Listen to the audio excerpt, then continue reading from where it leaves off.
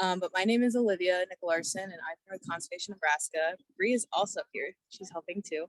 And we're with Conservation Nebraska's Common Ground program. The goal of this program is to increase conservation awareness through community engagement and volunteer opportunities and things like this webinar to help bring attention to conservation issues facing Nebraska. So today we are at CCC Grand Island with Ben Newton and some of his staff and Students for Sustainability. And we're here looking at their mature pollinator plot. It's about 5 years old. So we're going to take a tour. We're going to learn about some of the plants that they have and things that you can do for your home garden and things like that. I think Ben might be ready here in just a moment for us. Rock on. Well, happy summer solstice and welcome to the Central Community College Grand Island Pollinator Garden. This pollinator garden is in its 5th year of growth. So we installed all the plants back in 2017, and the pollinator garden, we had a Greener Towns grant through the Nebraska Statewide Arboretum that provided 50% of the funding for the design and for the plants, and that was 5 years ago. Our landscape architect was Big Muddy Workshop out of Omaha, and then we had a local contractor do the install, and it was very unique in that they had to find all native perennial Nebraska native plants for this install. And so we had over 50 different types of plants and 50 different native species and over 2,000 plants that we originally planted in this pollinator garden. The original install, like I said, was done by Tilly's Landscaping, but throughout the years, we've added plants to it, and those plants have been added actually by students from an English class, a biology class, and they had a native plant shield because our sustainability interns actually maintain these gardens. We don't use any pesticides, any fertilizer, and it's very water efficient as well. The first 2 years to get a lot of these plants established, we did have to have a drip irrigation system. Now, after 2 years, even with these 100-degree days we've recently had, we don't need any water at all because they're all native plants and they come back every year, which is awesome. But a little bit more about our pollinator garden here in Grand Island. It attracts all different types of native insects. So we have bumblebees, native bees, all types of butterflies, beetles, moths. Moths come out at night, so you don't really see them unless you're out here in the evening. And birds as well. And in this pollinator garden, we've installed plants that bloom in 3 different seasons. So we have some spring bloomers, like the blue star over here. It's not blooming, but that was one of our first bloomers of the season. Now it's pretty tall, and that supported the pollinators in the spring. And then we had some summer bloomers. Right now, as you can see, we have quite a few plants blooming. I'll have our staff take you through a lot of these plants on the tour. And then we also have some fall bloomers like goldenrod that blooms in the fall, and some asters. So we do have plants that are blooming in all 3 seasons that support these pollinators. And then you think the garden's only useful in those 3 seasons. No, we do leave everything dormant. We don't cut anything down during the winter because it's an Airbnb for these native insects. So it supports their shelter. They provide shelter and they provide pollen and nectar for the native insects. So they have everything they want and free of charge. And then also, it's great that we have pollinator gardens like this because they provide ecological corridors for those native insects. Sometimes when you have all these farm fields that are homogeneous, you have corn and soybeans, they need these corridors where they can provide this habitat that's very valuable for pollinators. If you only have it on the edges, then let's say the pollinators are coming through this garden. Well, they have a place to stay here, but 5 miles down the road, do they have a place to stay? So we're looking at providing these corridors to preserve our species of native insects. But another thing is that I mentioned that it's very great for water conservation. All of these plants have very deep roots, so they can reach into the groundwater and they can hold that water in their structure underneath the soil. And it also helps build the soil to provide better soil throughout the year. And we actually reuse all of our dormant plants from the winter time for mulch. So as you can see here, we keep even dormant plants from last growing season. And this is big blue stem. And instead of using straw this year, we had been using straw in the past. Well, now we use big blue stem to provide that living mulch. And our interns even create walking paths with the big blue stem, which is kind of cool as well. But I also wanted to mention, and not too many people know this yet, is that the Grand Island Pollinator Garden, we have a pollinator garden in Columbus, Hastings, and one in Ord off the hike and bike trail. Well, you can register these pollinator gardens as part of a homegrown national park. So you are in a national park in Grand Island. And so the goal of Homegrown National Park is you don't need to visit national parks to see great habitat. You can go to your own backyard, which is why it's called Homegrown National Park, or you can come to CCC Grand Island and check out our national park. And the goal of this movement is to create 20 million acres of native habitat for pollinators. And so there's 40 million acres currently that is turf grass or lawn. Well, if the goal is to convert half of your lawn or turf grass to native pollinator habitat to provide those great ecological corridors for those insects. And if we have those ecological corridors, then if you visit national parks, you will see even more of these native insects. So it's a really cool concept. And I hope everybody gets involved. And right now, I think they're only at like 3 or 4% of their goal. So we have registered all 4 of yours. So if you have pollinator habitat at home, you can be part of Homegrown National Park. How did you register? You go to a website, I think, or if you just search Homegrown National Park, it's a movement created by Doug Ptolemy.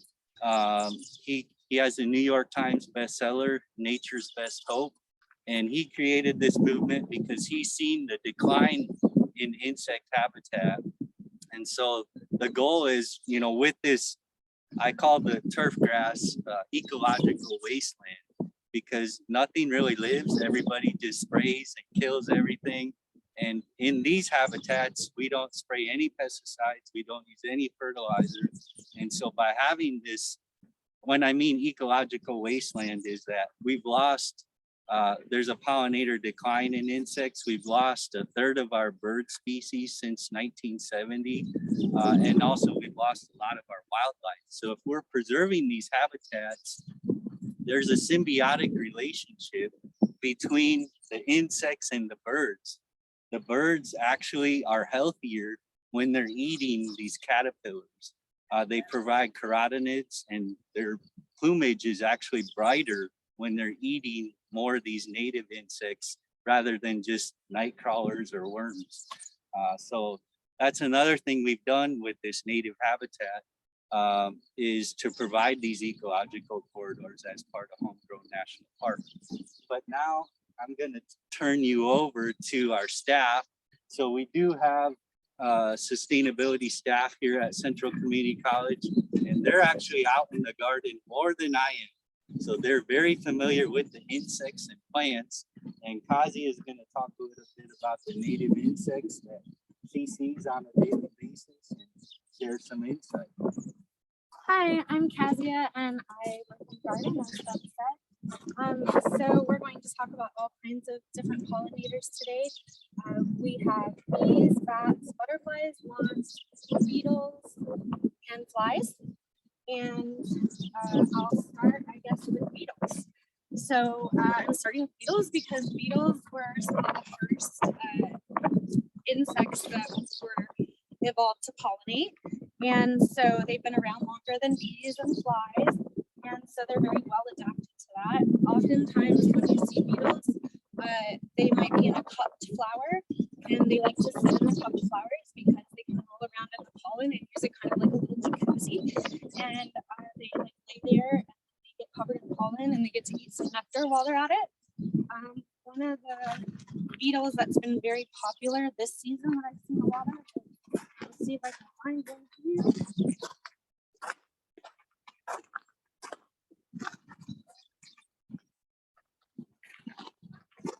So this is a squash beetle, and they are native to our area, and they like to eat squash plants and anything that's related to squash, but they are also pollinators, and as you can see, they don't hurt me or anything like that.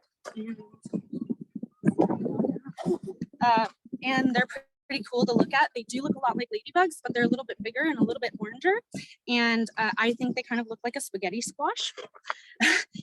So the other thing that Nebraska is really cool for is we have tons and tons of bees. So there are over 20,000 different species of bees worldwide, and Nebraska is home to about 20 different types of bumblebee. And there are four different species of bumblebee that are currently listed as endangered, and so we want to do our best to protect them. Some of the differences between the types of bees is there are bumblebees and cuckoo bees, which there are bumblebees and cuckoo bees, which generally are cuckoo bees are parasitic usually, but they're also unique in that they are not eusocial like bumblebees or honeybees. And so they don't have the same social hierarchy or structure. They're solitary, just like there's another type of bee that is solitary that I'm blanking on right now. I apologize. But they make lovely nests in these bee hotels that we put up. And if you look, you can see there's some plant debris in here. And the plant debris that they cut off of leaf cutter bees, sorry. So they cut little doors off of the leaves or off of the petals, and then they use them to make doors for their homes. And wasps actually will use those as well. And speaking of wasps, there are a bunch of wasps native to Nebraska as well. You may have seen some of them. We have black and yellow mud daubers, and then we have blue mud daubers, which prey upon the black and yellow mud daubers. They are the ones that like to live in your garage and take some of the mud from your construction areas and seal it up there nicely and make little cavities for their babies. They are not usually aggressive though. So if you see them, just let them be and they'll do their thing and have more babies. And when they make the partitions for their homes, they will use spiders as pre-packed lunches for their children, and will put them inside of the hollow of their little shell nests that they're making, and then they'll plug them up. They will put the babies in there, and actually when we're making the bee hotels, we need to make consideration that they're about 6 inches long. Otherwise they won't lay the male larvae that they're supposed to. And so at the past that mark, they'll stop laying males here. So if it's too short, they'll just lay females in the end, and there won't be enough space for the males and all of their little lunches. So that's pretty interesting about that. And there's a cool little bee here. I don't know if you saw him, but bats generally are pollinators of fruit, flowering plants that will fruit, and they like ones that are green and kind of a putrid smell. We don't have a lot of that here, but bats do most of their pollinating in South America. Then flies, they also do some pollinating, and there are a lot of flies that mimic the way that bees look. And so you might spot something out of the corner of your eye that looks an awful lot like a bee, but in actuality, it is not a bee, it is a fly. And you can tell the difference between a bee and a fly because their eyes are going to be bigger, the flies, and they also will have more wings than a bee. A bee will only have 2 wings. And I have so many facts about pollinators. Do you have any questions about pollinators or how they live or eat or, oh, butterflies. I didn't even get to butterflies and moths. Okay, so we have a really cool native moth here in Nebraska. It's probably my favorite. It's really big. You've probably seen it. It really likes lilies, but it's called the Sphinx Moth, and it's big and it's got a very distinct looking wing pattern and little body. And it generally comes out at night and in the early morning, but it's about that big. And then butterflies. So Nebraska also is a flyover for monarch butterflies. And so in order to support all of these pollinators, we have created this lovely smorgasbord of flowers. And one of the host plants for monarchs is the milkweed plant. We've got several different varieties of milkweed in our garden. We have swamp milkweed, we have rose milkweed, we have regular milkweed, and also butterfly weed. And we'll differentiate between butterfly weed and butterfly plant. Butterfly weed is, let's see. So can you turn the camera around here? Yes. If you look here in the middle, you see that tiny little patch of orange over there, that's some butterfly milkweed. And then we have some in the back, but that one's kind of buried behind the spiderwort. And that is also a host plant and provides food for the monarchs as they fly through on their journey. One of the reasons we have so many different types of plants in the garden is because pollinators were evolved to live alongside these particular plants. The way that they select food sometimes is dependent on the length of their proboscis or their tongue. So however deep the flower is how deep the pollinator's tongue needs to be so that they can get the nectar out of it efficiently and pollinate efficiently.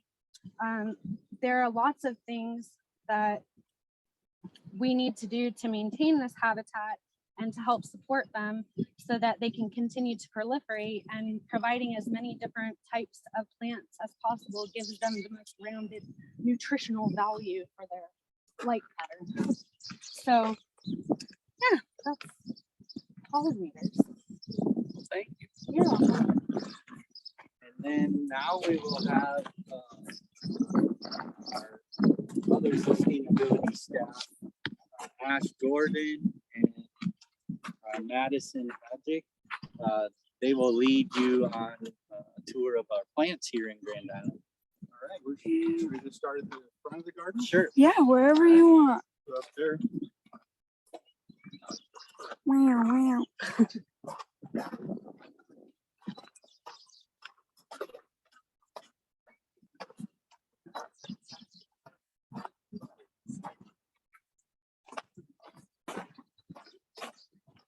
You can start right here. Here's our first bloom. And this yellow one down here is Missouri Evening Primrose.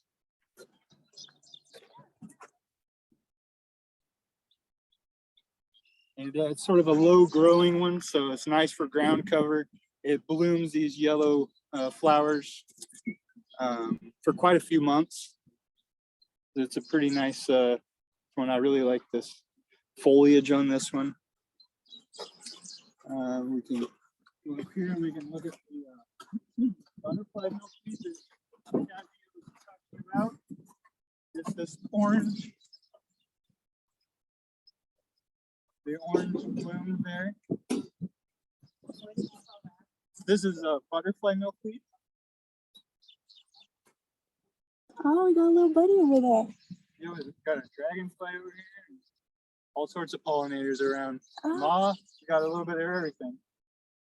Yeah, this place is like a runway during the blooming season in the summer. All right, next one blooming. So right here off the path, we have a phlox, this purple sort of pink flower here. There's a phlox that is blooming. Yeah, feel free to get in there and get some close-ups of it.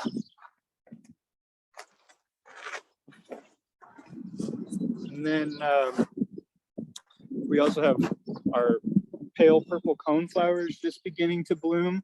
So pretty soon this will just be covered in the purple echinacea, the coneflower, and the bumblebees really love it. You'll see them just covered in the bumblebees.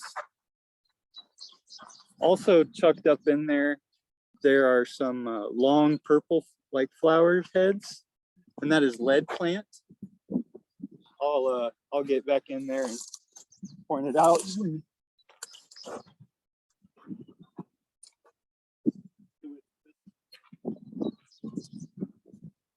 here, if you want to come in and get a close up of it, it's a really, really beautiful flower. Sort of purple and orange. It's got really unique leaves on it. I was really excited to see this one this year. I missed it last year. Beautiful. Coneflower.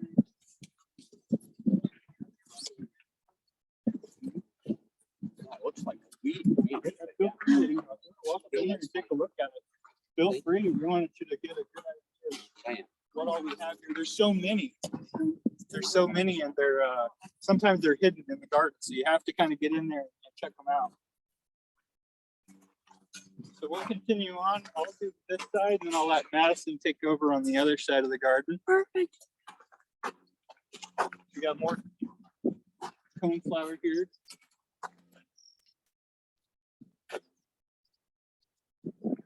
All right, next up is Plains Toriopsis.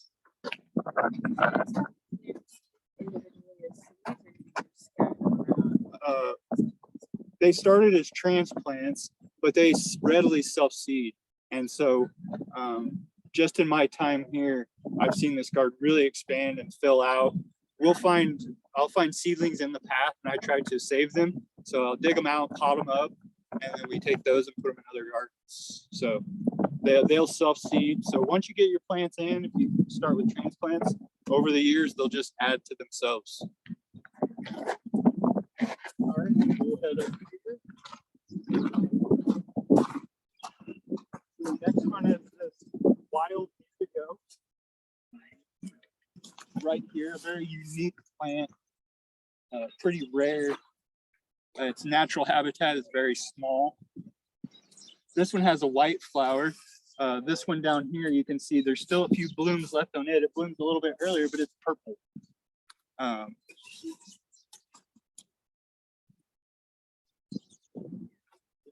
So these are both?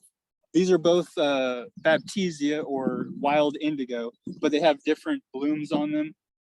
The smaller one would be a dwarf indigo, and then this would just be just wild indigo. And you can see it's already starting to make seed pods, which are right here. And when they get big and in the fall they dry out, they sound like little rattles. You can rattle them around. They're pretty neat.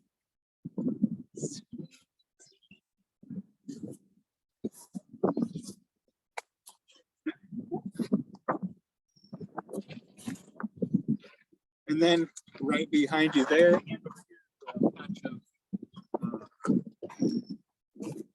poppy mallow, purple poppy mallow is this one here.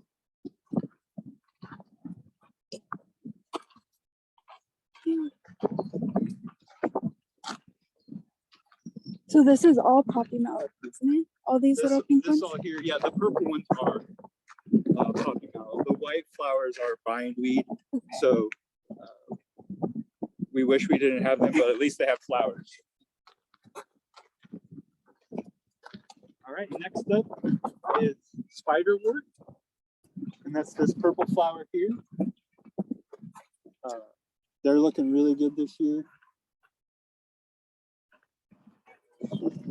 Our honeybees that we have on the other side of campus will see them on the Spiderwort quite a bit, so they must like it. And then back behind the Spiderwort, we got some penstemon that is still blooming.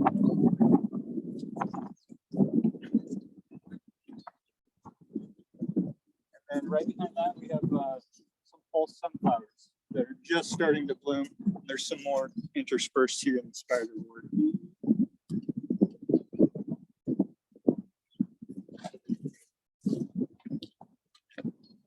All right, Madison, you want to take over?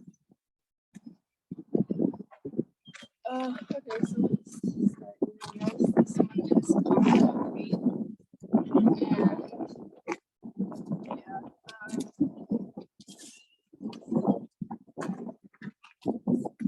it's the more Spiderwort right here. And this is called Salsify. It's in the dandelion family, so it's like a weed. And it has the yellow flowers. There's a couple flowering around here somewhere. This is yarrow, yellow yarrow, and there's some more popping mallow in here. This is called Fleabane. Where did you guys get all your Ben? We originally got them from some native plant nurseries. We nursery near Central City, native plant nursery, Bluebird. It's not Central City, but Bluebird Nursery. And then we also, the ones that we couldn't find here in Nebraska, they did go right over the border to Kansas, but they had native Nebraska. Yeah, but I do want to mention that our students and our interns, we collect all this seed and we sell it to support sustainability. So they sell it to staff. We've sold it to people in Lincoln, to people in Omaha. We shipped it, and it provides funds to support that club as well. And we're growing more native habitat across Nebraska just by sharing our seeds. And we sell it relatively cheap for $1 a packet. $1 a packet. We're putting 20 to 30 seeds per packet, so it's a pretty good deal. We also give out information on how to germinate them. So a lot of these plants require cold stratification or scarification in order to germinate. And so we'll pass along that information. So if anybody out there is interested in getting seeds, you can reach out to Ben and send us your email and we'll be in touch when they're ready. Perfect.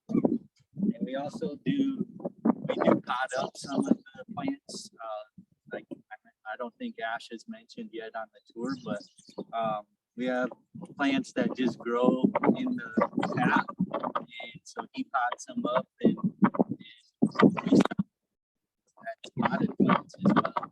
We have lots of purple coneflower, some sage, also right at Sage, I have some a lot of milkweed that I just pulled out of our Hastings garden.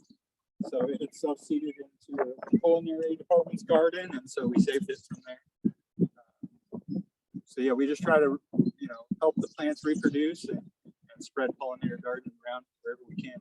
Yeah, and we've even noticed if you go into like some of the ditches and areas near here, we have such strong winds in Nebraska that some of our seed is spreading naturally to all these ditches before they spray it. And I've seen it all the way over on Highway 281 and in some of the ditches over here.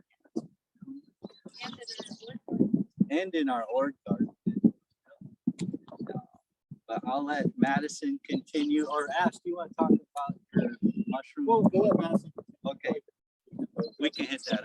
There's a couple more. I pointed this out earlier. It looks and smells like dill, but it's Plains Toriopsis, and it has the little yellow flowers like those over there. And then this is also Toriopsis.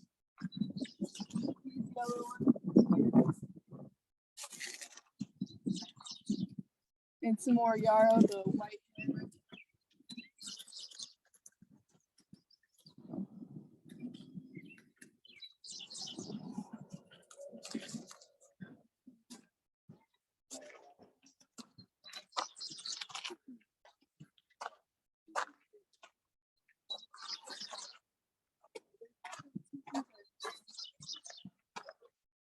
Okay, all of these are black-eyed Susans. Here's one flowering right here.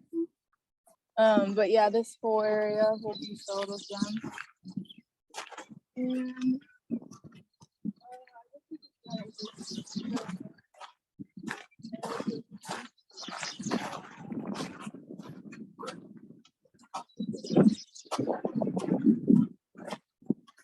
we have some different flowers. And some yellow, yarrow.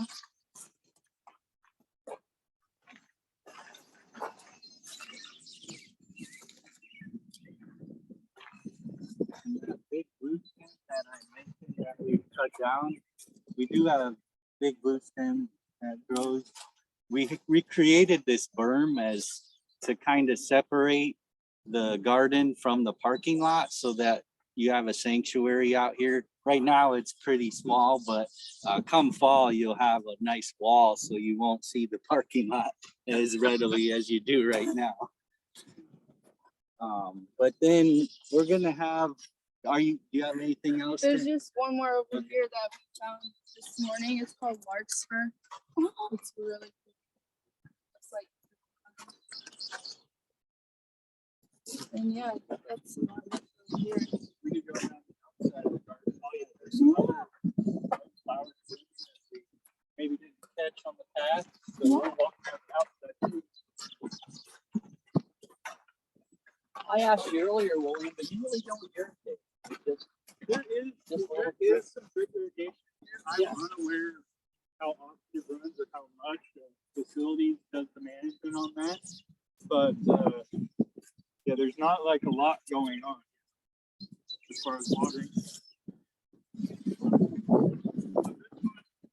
It's New Jersey tea. It's got these real tiny flowers. It's just starting to bloom. So it's sort of a shrub. Here we got multiple ones. And then we have these wild petunia down here, a really beautiful purple flower.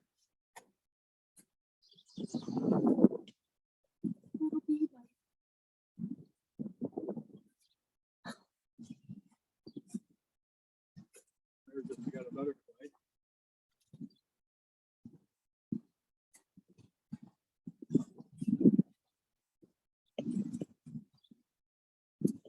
The grasses here. Another important part of a pollinator garden is native grasses. So this one's big blue stem. So it's going to get super tall, 6-7 foot tall. The native bees will use the foliage for nesting sites. They'll also overwinter in this plant as well. So it's a great one to have in a pollinator garden. It also provides. Yes. Yeah, just correct. It holds up all the other plants.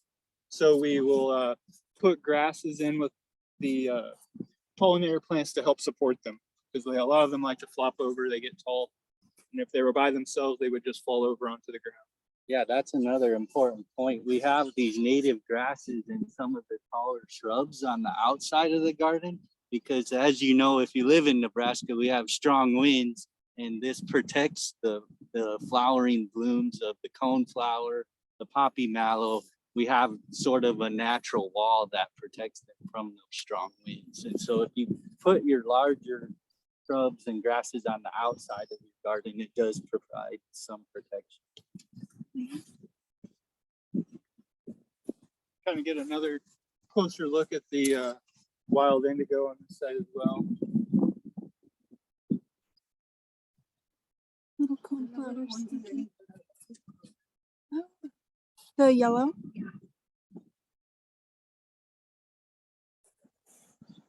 Love it.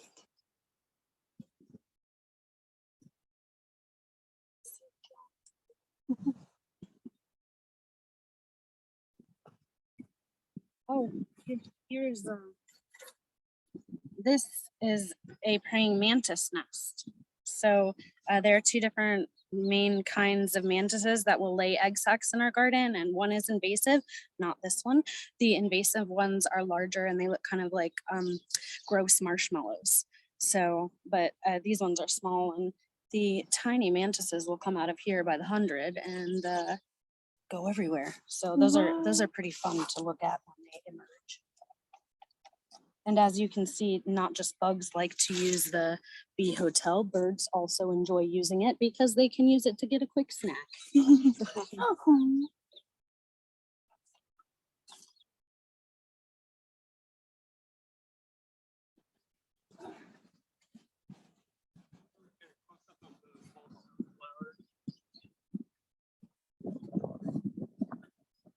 What was that?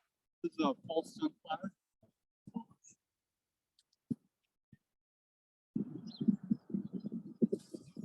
Those greenhouses, do you change the leaves every year? We don't. No. So a lot of times the same insects that use it will come back to it. They'll actually just clean it out if it needs it and reuse it. Like a bird does. So yeah, you don't need to change them out every year. They'll just sort of take care of it themselves. And bumblebees particularly like a used habitat. So they like the scent of mouse droppings, and so because they grow in ground, they will also use a pre-made mouse apartment, and they will use that to put their nests in, so that they, like he was saying about overwintering under the grasses, some of the mice will get under our grasses and eat the root systems, and then the bees will happily follow behind them, and then they already have everything they need in there, so they quite like it a little dirty. So.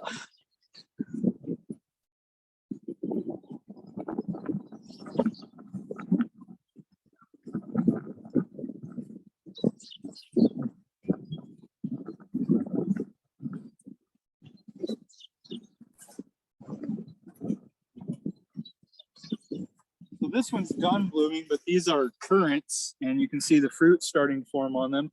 So these would have bloomed really early in spring. The bumblebees love this early spring. We have some more common milkweed here. So these are the little blooms? Yeah. No, they're all just the berries. leaves. They've all turned to berries. Yeah, all the blooms got pollinated, and now they're making the little currants. Currant. This is a native currant. So this one's actually edible. So I'm looking forward to snacking on that. No.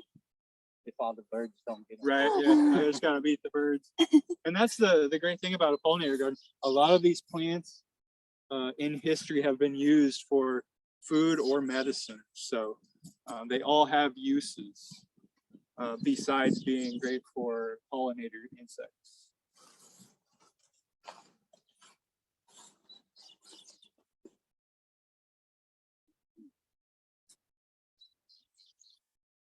And while this one isn't blooming, I had spoke about the blue star over there on the other side. This is the other variety of blue star that we have.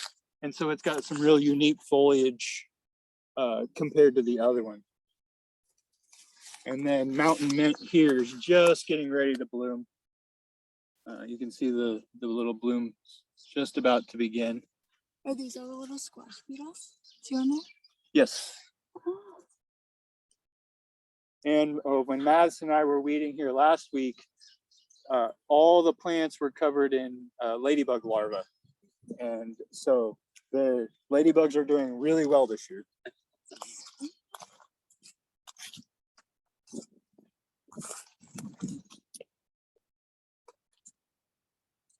I think that just about covers it. Oh, we might have, here's some speedwell that's just finishing up blooming. I think this whole patch here was blooming a couple weeks ago, so maybe it's just finishing.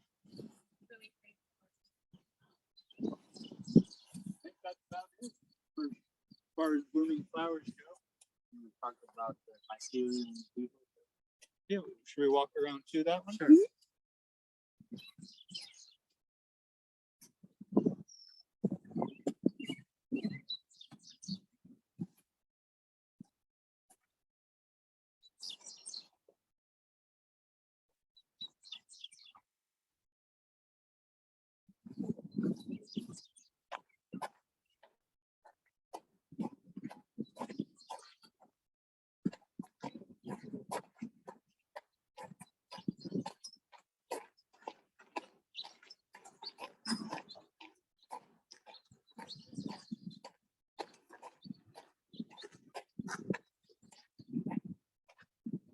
So prior to me being an intern for Central Community College, I had the opportunity to work with another student who was part of the Sustainability Club and the Sustainability Office.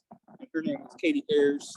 And at the time, I was running a mushroom cultivation business, and she came to me with the idea to build a boat out of mushroom mycelium. And we did that. And then the next idea that she came up with was the bee hotel. And so we constructed this out of ground up wood particles that are held together by mushroom mycelium. And we made it into bee hotels. And so all last year, I spent time video documenting it with the insects that were using it. Then early this spring, we sent the one that was here last year to our Columbus campus, and Growing Pathways to STEM, they hatched out everything that was in there, documented all of the insects that came out, and I've continued my video documentation this year. So this one last year was host to a bunch of pollinating wasps that are native to this area. And then I also have ones that are being used by leafcutter bees. And so I'm documenting that one this year as well. So yeah, it was a fun project and just another great way to help pollinators. So how long does it last then? Do you think it will? Well, I'm still using hotels from last year. It does break down over time, so weather does affect it.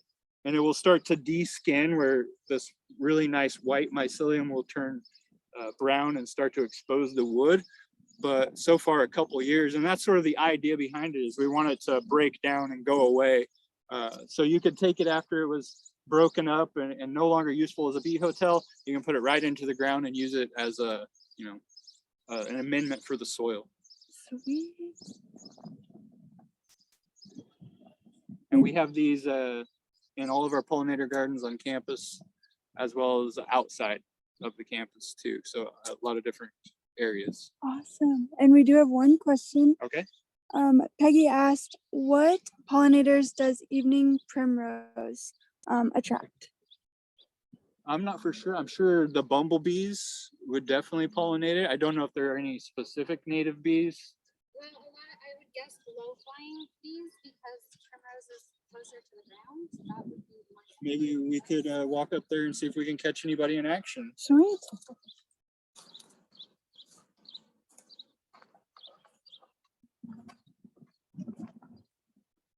And There's a fantastic jumping spider in there, but I can't imagine him.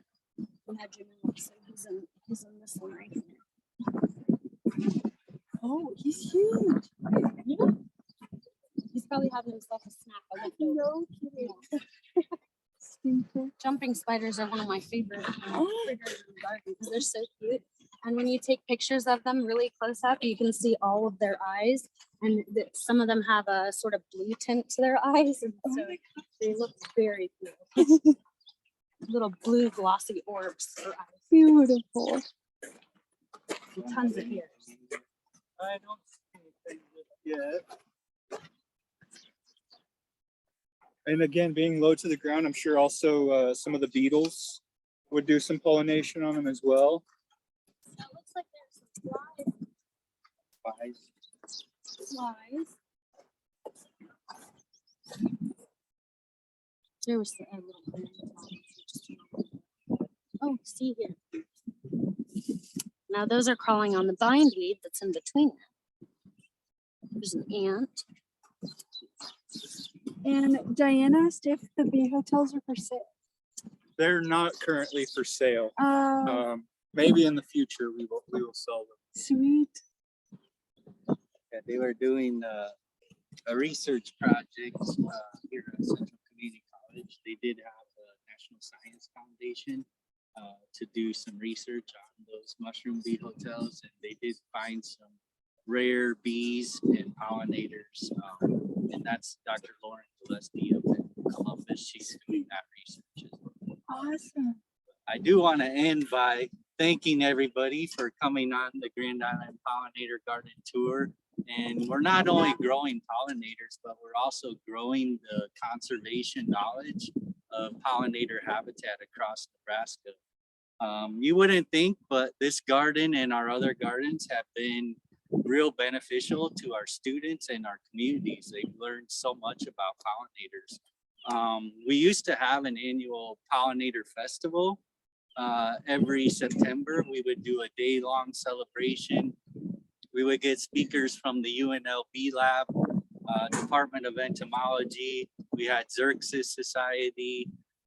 We had Ben Vogt, who basically converted his backyard into this habitat in Lincoln, and he has his own business now where he helps other people convert their backyards into pollinator habitat. He was a speaker at our event. We had a band that did live covers of pollinator songs. We had children's activities where they would come out in the garden and identify certain insects or flowers. So it was a real family-friendly event that we would host. We're considering doing it again if we have enough interest. But with COVID, of course, we shut that down for a while. But we're considering doing that event again in the fall.